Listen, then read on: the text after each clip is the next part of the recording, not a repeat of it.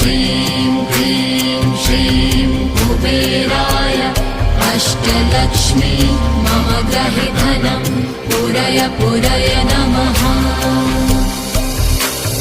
ॐ ह्रीं श्रीं क्लीं श्रीं कुबेराय अष्टलक्ष्मी मम गृहे धनं पूरय पूरय नमः।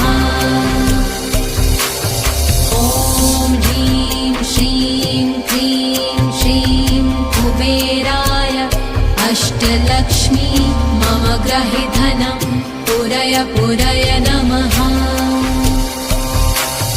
ॐ ह्रीं श्रीं क्लीं श्रीं कुबेराय अष्टलक्ष्मी मम गृहे धनं पूरय पूरय नमः।